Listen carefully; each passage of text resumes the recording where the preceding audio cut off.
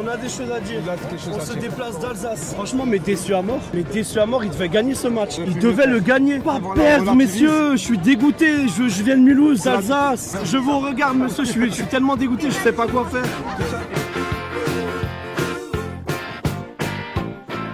Et bienvenue dans la quotidienne, bonjour tout le monde. Ça valait pas trop le coup de faire le déplacement hier au Stade de France pour voir les Bleus jouer leur dernier match de la saison, défaite 1-0 face à la Croatie. Un seul but donc sur penalty signé Luka Modric évidemment. Et les supporters français déçus, bah ouais, ils auraient pu faire un barbecue hier ou jouer au paddle. Mais non, ils sont allés au Stade de France. C'est pas l'équipe de France que je connais, sincèrement. C'est inquiétant, c'est très inquiétant. C'est pas celle-là. Voilà, c'est... Pleurer, ouais, l'œil, j'ai envie de pleurer. Bilan du rassemblement pour les Bleus, 2 défaites et 2 matchs nuls. Ouais, pas fou pour les petits gars de Didier Deschamps, cuits physiquement, mais on ne peut pas non plus tout justifier par la fatigue. Presnel Kimpembe pour commencer. C'est décevant. Ne pas gagner un match sur 4, c'est assez grave et voilà, on est très déçus par ce résultat. Jules Koundé pour continuer. On est déçus et énervés. Ils nous ont endormis, je pense, on est tombé dans un faux rythme et on est très déçus forcément. Et Aurélien Tchouaméni pour terminer. On se doit de faire mieux, donc ouais, on n'a pas été bon. Et à ce niveau-là, quand on n'est pas bon, on le paye cash. Question du jour, les amis, les Bleus déjà éliminés. Oui, de la course au Final Four en Ligue des Champions. Au Final Four en Ligue des Champions, est-ce que c'est grave selon vous? Voilà, est-ce que c'est inquiétant? Est-ce que c'est grave? Vous nous dites ce que vous en pensez. Et demain, qui est demain, Clément? C'est Marine. Marine? Oh, Marine, demain, choisira 2 commentaires. Et en parlant de Tchouaméni, pas de repos pour le désormais ex-monégasque qui, on le rappelle, s'est engagé pour 6 ans au Real Madrid, où il a été présenté aujourd'hui, visite médicale ce matin, puis présentation officielle. Bon, on rappelle que le Bernabéu est toujours en travaux, donc Tchouaméni avait rendez-vous à Valdebebas, le centre d'entraînement des Madrilènes. Premier mot de Tchouaméni à Madrid, en espagnol, s'il vous plaît, monsieur. Hola a todos, estoy muy contento de estar aquí para empezar mi historia con el Real Madrid, el mejor club del mundo.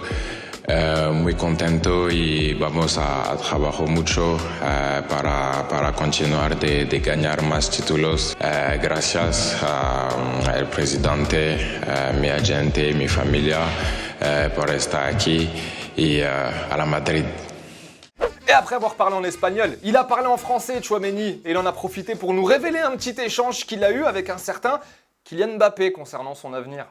J'ai discuté avec Kylian, lui il a fait le choix de rester au PSG. Il savait que j'allais sûrement partir de l'AS Monaco à la fin de cette saison. Donc voilà, il a voulu prendre un peu la température, savoir s'il y avait la possibilité que je vienne à Paris. Mais comme je lui ai dit dès le début, mon premier choix c'était le Real Madrid.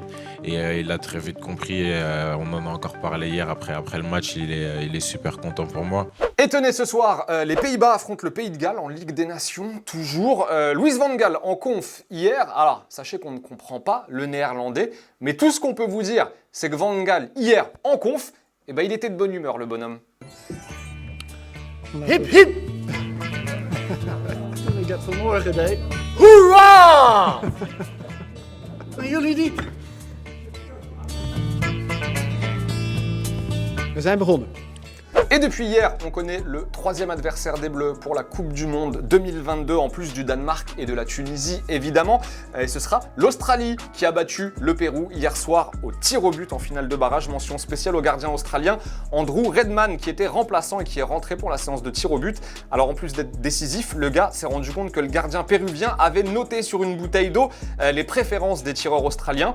Donc il a pris la bouteille et il l'a jetée, tout simplement. Du grand art. La qualification en attendant, vécu en direct de Melbourne par un reporter australien, enfin reporter qui s'est vite transformé en supporter.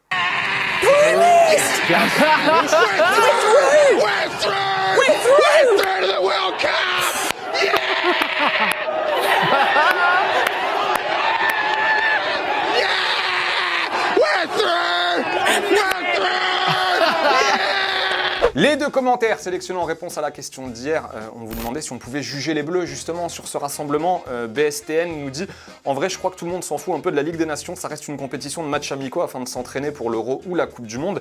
On ne peut pas juger les Bleus sur leur presta. » Ouais, elle nous dit « Les rassemblements de juin sont ceux où l'on peut tirer le moins de conclusions, si ce n'est que les grandes nations sont fatiguées parce que la plupart des joueurs ont enchaîné 45, 50, voire 60 matchs dans la saison. C'est dur, nous dis-tu. C'est la fin de la quotidienne, moi je vous le dis. En attendant, on se quitte en images et en musique. Passez, non pas passer un bon week-end, c'est pas du tout le week-end. Bonne soirée et à demain, ciao. 对张远，好球，武汉诺维奇有远射的机会，这球有折射，打